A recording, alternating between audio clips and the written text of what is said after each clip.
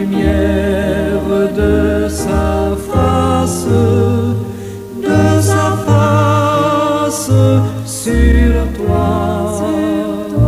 sur toi, use de grâce envers toi et te donne la paix, et te donne la paix.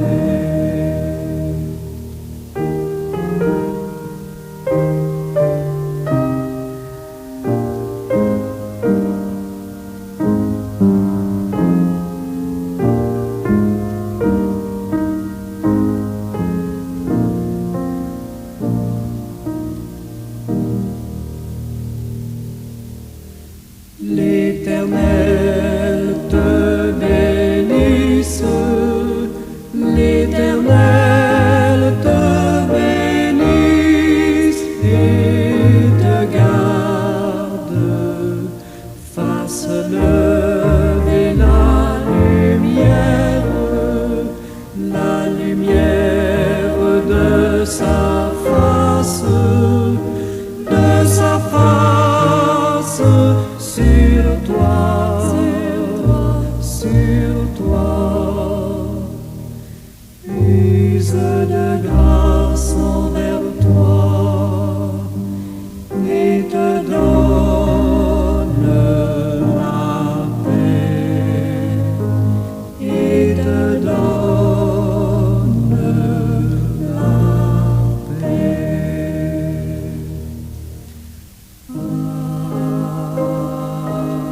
Seigneur éternel, Dieu Tout-Puissant, je te rends grâce pour la nuit qui vient de s'écouler, pour le repos offert à mon corps et à mon esprit, et pour ta protection silencieuse, tandis que je dormais.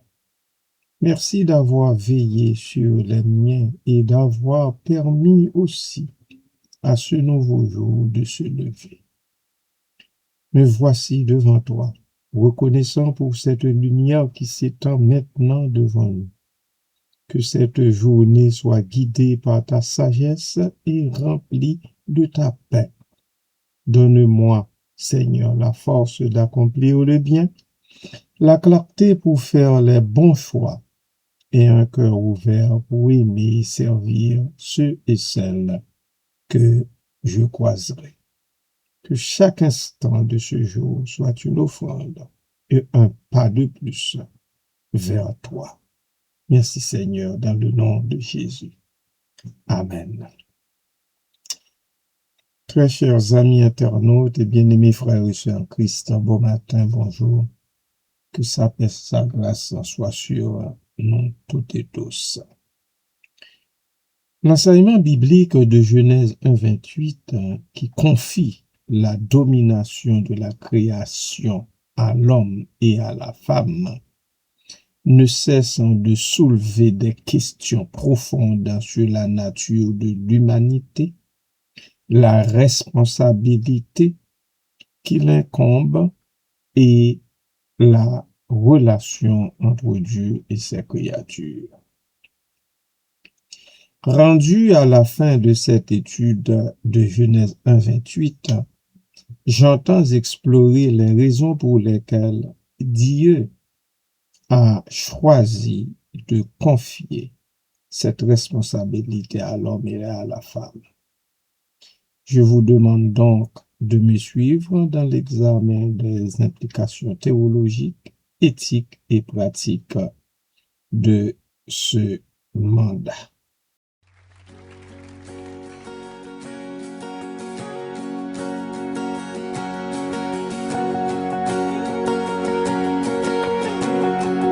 Tu es ma force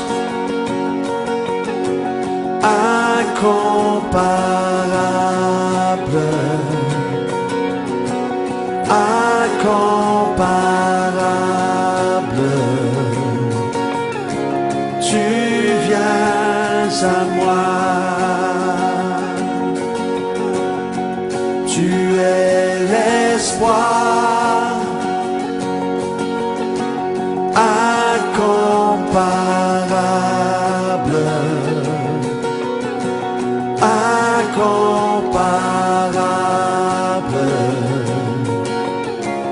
tu viens à moi. Dans l'abondance de ta grâce, par la puissance de ton nom, tu me relèves, tu me relèves, amour divin.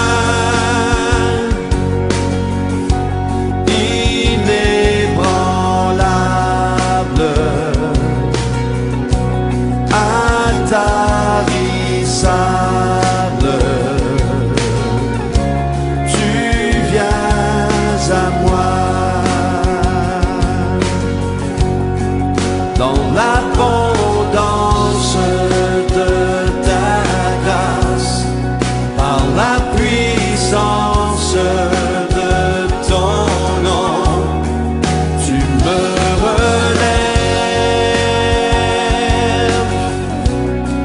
tu me relèves. Dans l'abondance de ta grâce, par la puissance de ton nom, tu me relèves, tu me relèves.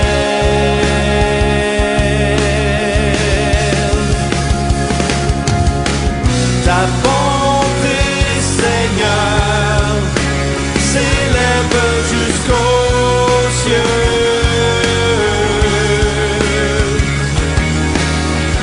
Ta fidélité atteint les nuées. Ta bonté, Seigneur, s'élève jusqu'aux cieux. Ta fidélité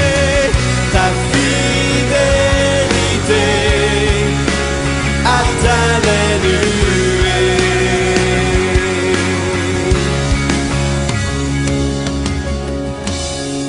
Tu es ma force,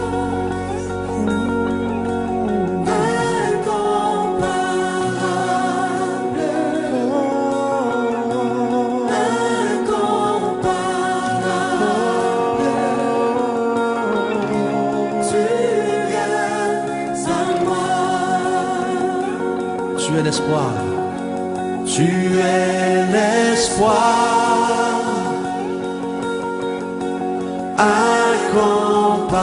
incomparable,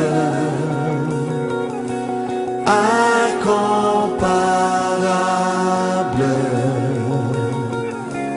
Tu viens à moi. Est-ce qu'on peut se lever ensemble? Tu es ma force, incomparable, incomparable.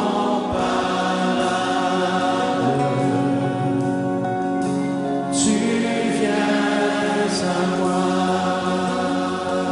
Tu es l'espoir. Tu es l'espoir.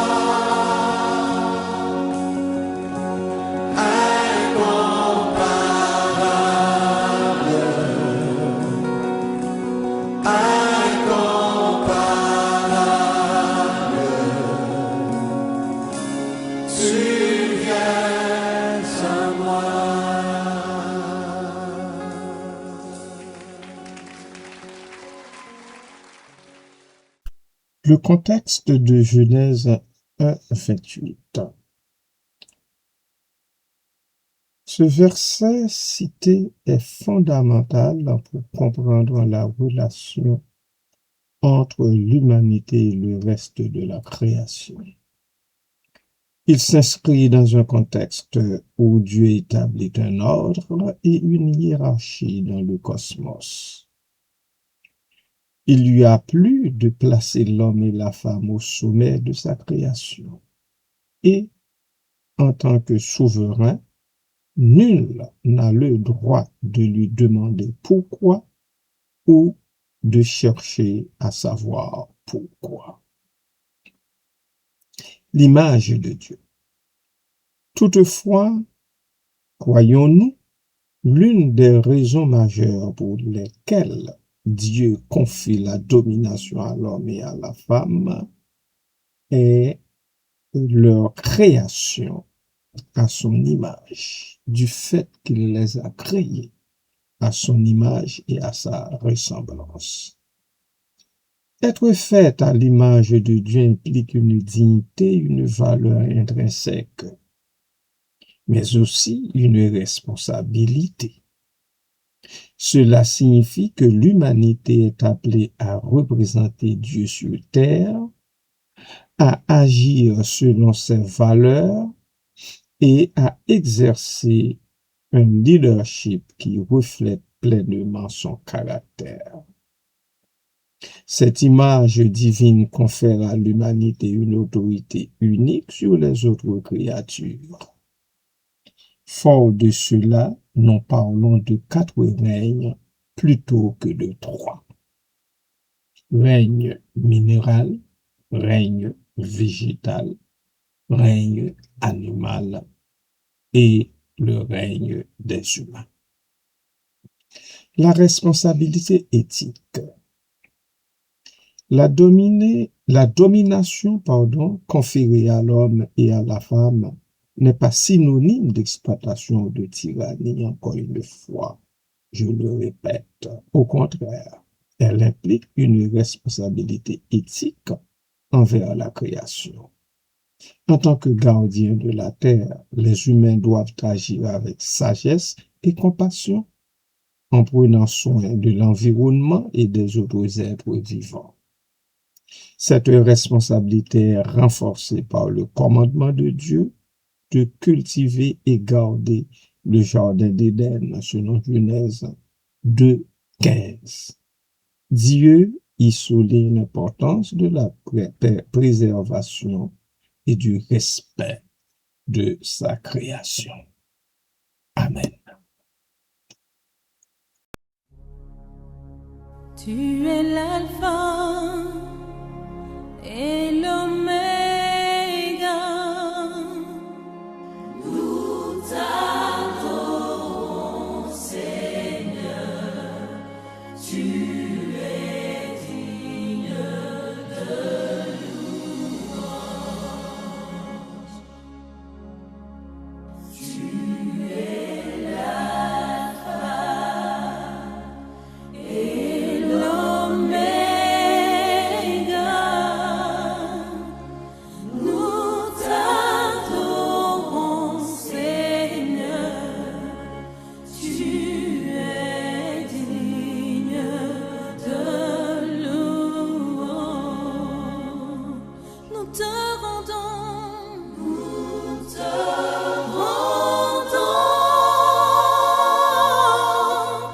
toute la gloire.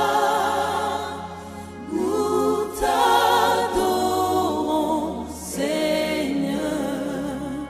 Tu es digne de louange. Nous te rendons toute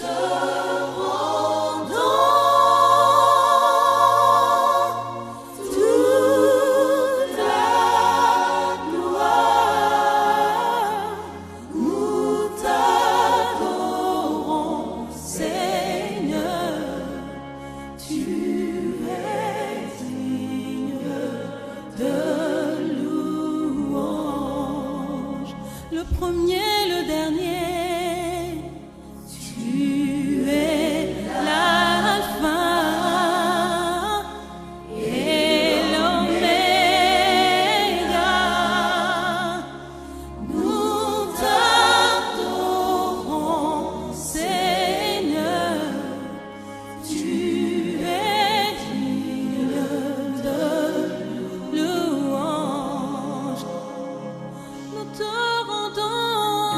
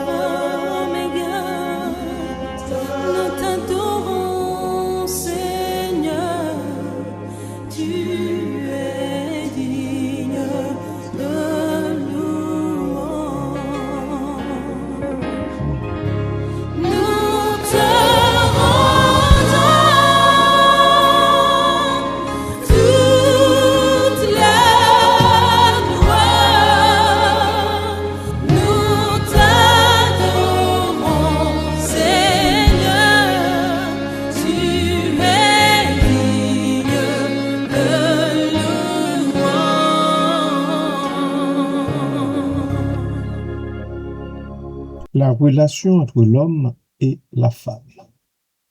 Genèse 1:28 mentionne explicitement l'homme et la femme, soulignant ainsi l'importance de leur partenariat dans l'exercice de cette domination.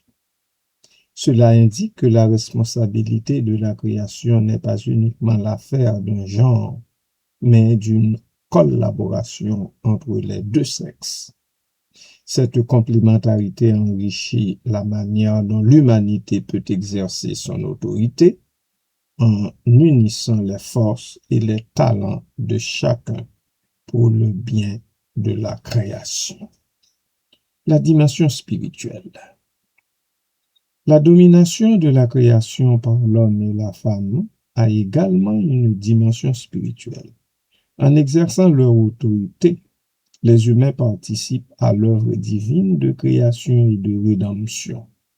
Cela implique une vocation à travailler en harmonie avec Dieu, à chercher sa volonté et à promouvoir la justice, la paix et la réconciliation dans le monde. Cette dimension spirituelle renforce l'idée que la domination n'est pas seulement une question de pouvoir, mais aussi de service et de dévotion. Les conséquences de la chute. Il est essentiel de reconnaître que la chute de l'humanité, décrite dans Genèse 3, a altéré la manière dont la domination est exercée. Le péché a introduit la disharmonie dans les relations humaines et avec la création. La domination est souvent perçue comme un abus de pouvoir, entraînant exploitation et destruction. Cependant, le message biblique offre une voie de rédemption. Celle-ci appelle les croyants à restaurer la relation entre l'humanité et la création à travers le Christ. La domination de la création confiée à l'homme et à la femme en Genèse 1:28 est donc un appel à la responsabilité, à l'éthique et à la collaboration. En tant qu'êtres créés à l'image de Dieu, les humains sont appelés à exercer leur autorité avec sagesse et compassion en prenant soin de la terre et de toutes ses créatures. Cependant, ce mandat, bien que profondément affecté par la chute, reste une vocation essentielle pour l'humanité. Il invite chacun et chacune à participer à la restauration de la création dans l'amour et la justice divine.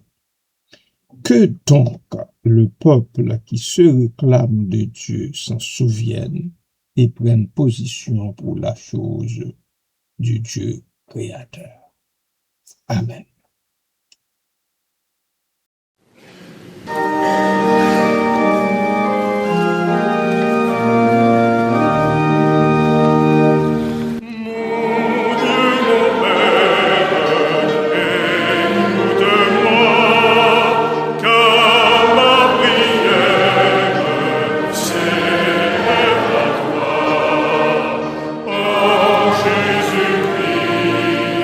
Tu nous l'as dit, je puis